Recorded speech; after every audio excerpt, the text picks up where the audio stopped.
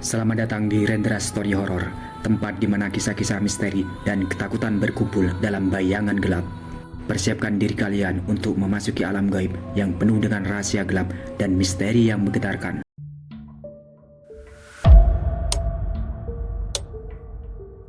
Ada satu kisah mengenai sebuah desa di pedalaman Jawa Tengah, Desa Gunung Wetan namanya. Desa ini sangat terpencil penduduknya, hanya terdiri dari beberapa puluh kakak, dan penduduk di sini rata-rata orang tua. Para anak muda sudah pergi merantau ke kota. Ada juga yang unik dari desa ini, yaitu posisi rumahnya. Semua rumah di desa ini dibangun dengan posisi sejajar di pinggir jalan. Jadi, bisa dibayangkan ada satu jalan besar di desa dan semua rumah dibangun di pinggir jalan itu. Jadi bentuk desa itu memanjang terus sampai ujung jalanan. Jadi mirip rumah di film-film western atau koboi Amerika. Pantang bagi penduduk desa untuk membangun di belakang rumah-rumah lainnya. Hal itu didasari oleh kepercayaan penduduk setempat yang akan segera kita bahas. Desa ini sendiri dikelilingi oleh pepohonan yang rindang. Hanya ada satu jalan yang hanya muat satu mobil. Jadi bisa dibilang kalau tak ada jalan itu, maka desa itu terisolasi di tengah hutan. Hanya jalan itu satu-satunya akses keluar masuk. Di sebelah barat berdiri gunung yang cukup terkenal di Indonesia. Tak perlu disebut nama gunungnya. Penduduk di sini rata-rata tak memiliki pekerjaan. Mereka hidup dari uang kiriman anak-anak mereka di kota. Jadi bisa dibilang desa ini jadi tempat peristirahatan bagi orang-orang tua yang sudah lanjut usia. Alkisah ada dua orang kota yang berkunjung di desa ini. Mereka adalah Joko dan Nanda, berusia 34 dan 27 tahun. Kedua laki-laki ini adalah seorang perwakilan dari sebuah perusahaan yang akan membangun semacam tambang batu dan pasir di sekitar pedesaan ini. Sebenarnya, tambang tersebut sudah hampir selesai dibangun. Akan tetapi karena adanya getaran hebat akibat aktivitas tambang, banyak laporan mengenai genteng-genteng warga yang pecah, kaca pecah, dan masih banyak lagi. Jadi singkatnya, Yoko dan Nanda dikirim untuk mengambil data untuk pemberian kompensasi kepada warga sekitar. Kedatangan mereka disambut baik. Salah satu orang yang dituakan di desa bernama Pak Handoko yang menyambut mereka atau akrab disapa dengan Pak Han. Usianya sekitar 53 tahun, dituakan bukan karena tua dalam arti usia, melainkan dari pemikiran dan sikap dalam menghadapi masalah. Joko dan Nanda diberi tempat tinggal di sebuah rumah yang memang sedang kosong karena pemiliknya merantau ke kota. Mereka berdua pun dipersilakan menginap di sana beberapa hari. Nanti kalau sudah mulai beroperasi, tak akan ada getaran-getaran semacam itu, Pak. Kemarin, karena baru dibangun, kami perlu tenaga besar untuk mencari sumber daya di sekitar gunung, kata Joko menjelaskan ke beberapa warga. Kemudian Pak Han menjelaskan kembali kepada para warga dengan bahasa Jawa. Ya sudah mas, sudah mau malam ini. Silakan kembali ke rumah, mandi, makan, dan istirahat, kata Pak Han mempersilahkan Joko dan Nanda untuk kembali ke rumah singgah mereka. Hari saat itu memang sudah menjelang malam. Suasana gelap sekali. Satu persatu warga menyalakan lampu minyak mereka di dalam dan di luar rumah. Tak terkecuali Joko dan Nanda. Mereka mandi di sebuah kamar mandi yang sederhana yang terbuat dari kayu-kayu tua. Airnya langsung dari sumur, lumayan segar untuk mandi pagi, tapi kalau terlalu sore airnya berubah dingin. Malam harinya Joko dan Nanda mulai menyusun laporan ke perusahaan mereka. Melalui tulisan tangan, mereka berdua duduk di beranda rumah yang lumayan luas, ditemani remang-remang cahaya lampu minyak. Para warga juga masih ada yang berkeliaran yang berkumpul untuk mengobrol seperti lingkungan antar tetangga pada umumnya. Jadi, walaupun tak ada listrik, desa ini tidak terlalu mencekam karena para warganya sendiri lumayan aktif di malam hari. Walau saat itu jam masih menunjukkan pukul 21.00. Hingga suatu kejadian janggal terjadi di malam itu. Terdengar suara dari kejauhan. Suara itu terdengar dari ujung jalan desa. Karena desa ini bentuknya memanjang, jadi semua warga bisa mendengar suara itu. Bunyinya seperti lonceng yang berbunyi berulang-ulang. Sontak para warga menatap ke ujung jalan lurus itu bersamaan. Kemudian secara serentak mereka masuk ke rumah masing-masing, mematikan lampu minyak dan menutup rapat semua jendela dan pintu. Joko dan Nanda tak tahu apa yang sedang terjadi. Mereka bingung sambil melihat sekitar, hingga akhirnya datanglah Pak Han yang berlari ke arah mereka. "Masuk, masuk," ujar Pak Han dengan wajah panik. Dengan cepat Joko dan Nanda masuk ke rumah diikuti Pak Han sambil mematikan semua lampu. Jendela pintu dikunci rapat. Mereka berdua bingung dengan apa yang terjadi. Pak Han duduk bersandar di pintu. Suara kering-kering itu terus terdengar seakan ada sesuatu yang berjalan di jalan di depan rumah. Dengan wajah berkeringat, Pak Han mengatur nafasnya sejenak. Kemudian dia berkata, "Mas Han, Mas Joko, ingat ya, kalau dengan suara itu lagi, langsung masuk rumah. Jangan ada cahaya, pintu, jendela kunci semua. Dan jangan coba-coba lihat keluar," ujar Pak Han dengan nada serius. "Loh, kenapa Pak?" tanya Joko penasaran.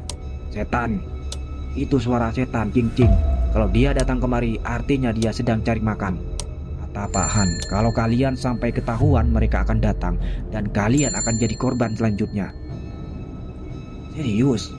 tanya Nanda semakin penasaran. Sementara suara lonceng masih terdengar jelas di luar sana. "Terus kalau ketahuan, kita dimakan gitu?" tanya Nanda lagi. Dulu ada anak muda ketahuan sama setan itu. Mereka ditemukan tak berdaya pagi harinya. Tidak ada yang tahu bagaimana pemuda-pemuda itu masih bernafas. Tapi dia membisu, tidak bergerak, tidak bicara, seperti patung. Tapi tidak kaku, badannya lemas. Jadi tidak jelas antara hidup dan mati. Kalau hidup tapi tidak respon apa-apa. Tapi kalau mati, masih ada nafasnya. Tutur Pak Han menceritakan segalanya. Mereka pun terdiam sesaat, suasana pun menjadi hening. Sementara lonceng itu terus terdengar tanpa henti di luar. "Mas, kalian memang harus tahu soal setan ini. Dan saya mohon untuk mematuhi aturan yang ada. Sekarang saya tidak bisa pulang, terlalu bahaya di luar. Nanti kalau terjadi seperti ini lagi, saya tidak akan datang ke sini untuk memperingatkan. Saya lebih pilih di rumah," ucap Pak Han. Malam itu Pak Han tidur bersama mereka di rumah itu. Suara lonceng terus terdengar. Bahkan saat mereka hendak tertidur, tak ada yang tahu makhluk apa yang sedang berkeliaran di luar sana. Tak ada yang tahu pasti bagaimana wujud asli makhluk itu. Tak satu pun dari penduduk di sini pernah melihatnya. Karena kalau melihat setan itu akan bertamu ke rumah mereka. Kepercayaan ini sudah ada sejak zaman dulu. Dan alasan kenapa semua rumah di sini dibangun sejajar adalah supaya suara itu terdengar ke semua rumah. Selain itu, agar si setan hanya berjalan lurus dan tidak belok kemana-mana. Disebut setan cing-cing karena setan itu berbunyi kring-kring. Akan tetapi, warga desa mendengarnya berbeda. Mereka menyebutnya cing-cing. Dan demikianlah setan itu mendapatkan namanya.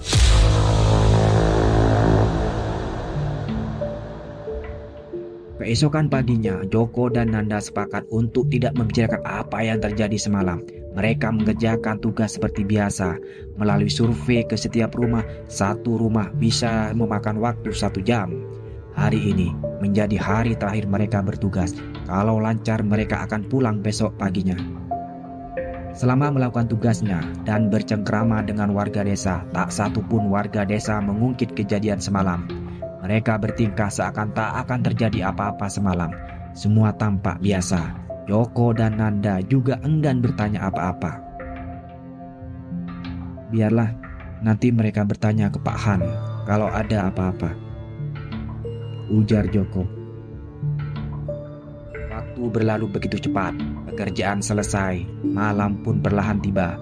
Sebenarnya Joko sudah menghubungi perusahaan agar dijemput sebelum malam. Akan tetapi pihak perusahaan hanya akan menjemput mereka esok pagi. Jadi mau tak mau mereka harus menginap 1 malam lagi. Mereka hanya berdiam diri di dalam rumah saat itu, mengingat kejadian kemarin malam. Padahal warga lain tampak biasa di luar sana, berkumpul dan mengobrol seperti biasa. "Mas Joko, kira-kira gimana bentuk setannya ya Mas?" tanya Nanda sambil merebahkan badannya di sebuah tikar yang mereka gelar di lantai. "Mana aku tahu," jawab Joko. "Aku penasaran loh Mas. Nanti coba aku cari akal supaya bisa lihat, kata Nanda dengan wajah penasarannya.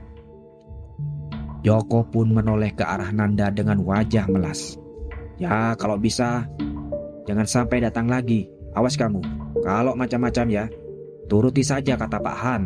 Ini malam terakhir kita, jadi aman sajalah, ucap Joko menasihati. Tak lama terdengar suara seorang dari luar. Orang itu seperti ketakutan, berjalan ke sana kemari sambil berteriak, "Jing jing, jing jing, jing jing."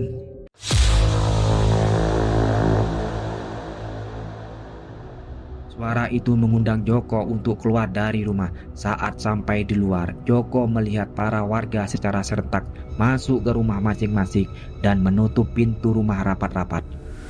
Suasana mendadak gelap gulita saat lampu-lampu dimatikan. Suara itu terdengar lagi.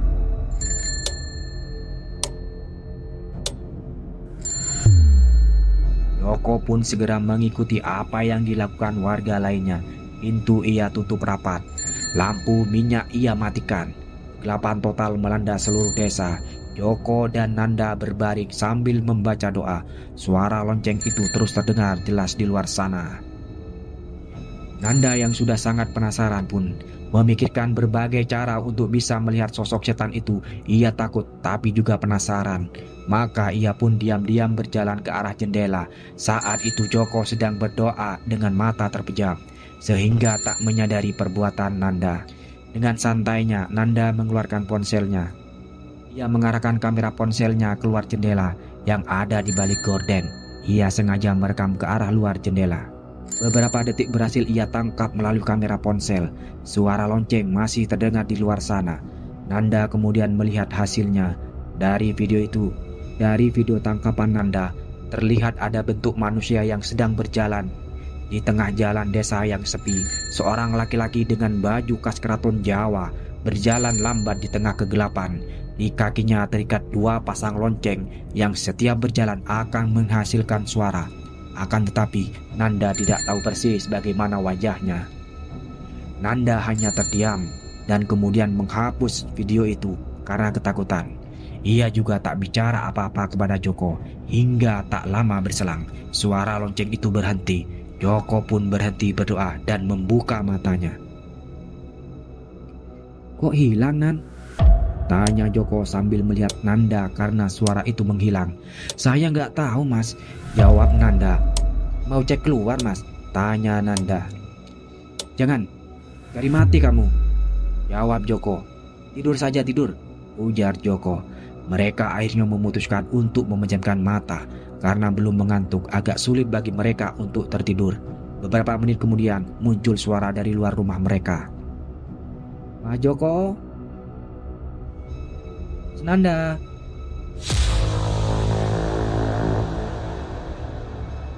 Dengar suara Pak Han memanggil dari luar. "Loh, Pak Han, Mas," kata Nanda yang kembali membuka mata. Kemudian Joko pun duduk. "Ayo keluar dulu, Mas." "Ayo keluar dulu," kata Joko yang lantas berdiri dan berjalan ke arah pintu. Nanda mengikuti Joko dari belakang. Anehnya, saat pintu dibuka tidak ada siapa-siapa di sana. Tidak ada Pak Han. Di depan rumah mereka, Joko pun berjalan maju beberapa meter sambil melihat sekitar yang gelap dan sepi. "Pak Han?" panggil Joko, akan tetapi tak satu pun orang menyaut. Nanda kemudian berdiri di samping Joko sambil ikut melihat sekitar. "Tidak ada orang loh, Mas. Sepi begini," kata Nanda. "Masuk saja, Mas," kata Nanda. Belum sempat masuk ke dalam rumah, suara lonceng itu terdengar lagi. Kali ini hanya satu kali, dan sumber suara itu dari arah belakang mereka. Tercium juga bau anyir di sekitar mereka. Sontak mereka berdua kaget. Wajah seketika pucat dan seluruh badannya gemetar. Tak ada yang berani bicara saat itu. Mereka pun menelan ludah saking takutnya. Sambil mengucapkan doa-doa mereka menoleh ke belakang. Dan saat menoleh ke belakang, mereka berhadapan dengan seorang laki-laki berpakaian khas keraton Jawa, lengkap dengan belangkonnya. Wajah laki-laki itu berbentuk manusia pada umumnya. Hanya saja, hidungnya mirip hidung babi dan mulutnya lebar dengan sebuah lidah panjang yang menjulur ke bawah hingga ke leher. Kedua pasang matanya berwarna merah menatap tajam. Kemudian sosok laki-laki itu menyeringai ke arah Joko dan Nanda.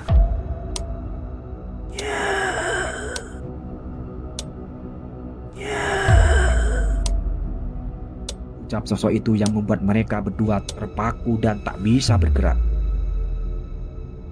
Keesokan harinya, Pak Han menemukan rumah singgah Joko dan Nanda kosong melompong. Sementara barang-barang mereka masih ada di sana. Semua warga pun dengan cepat mengetahui hal ini. Tak lama supir yang menjemput mereka datang dan ia dijelaskan mengenai hilangnya Joko dan Nanda. Setelah dilakukan pencarian yang melibatkan beberapa warga desa, Joko dan Nanda ditemukan tergeletak di tengah hutan. Mata mereka melotot menatap lurus ke depan. Ketika ditanya, mereka tak menjawab apa-apa. Tubuh mereka juga tidak bisa bergerak, lemas seperti mayat, tapi nafasnya masih ada, persis seperti apa yang diceritakan Pak Han di malam-malam sebelumnya. Antara hidup dan mati, kalau hidup tapi tidak respon apa-apa, tapi kalau mati masih ada nafasnya. Melihat hal ini, para warga sudah tahu kalau setan cincing pelakunya. Mereka melanggar pantangan warga desa ketika setan itu muncul. Pak Han amat menyesal dengan kejadian ini. Joko dan Nanda telah menjadi saksi sekaligus korban. Mereka melihat sendiri bagaimana wujud setan itu, akan tetapi mereka berdua pun akan menjalani sisa hidup mereka dengan kondisi seperti itu. Kejadian seperti ini tidak pernah terjadi selama 15 tahun lalu. Dan sungguh miris karena harus terjadi lagi di desa ini. Terima kasih telah menyaksikan Rendra Story Horror, di mana setiap sudut menyimpan cerita-cerita yang akan membuat bulu kuduk merinding. Jangan lewatkan kisah-kisah seram berikutnya.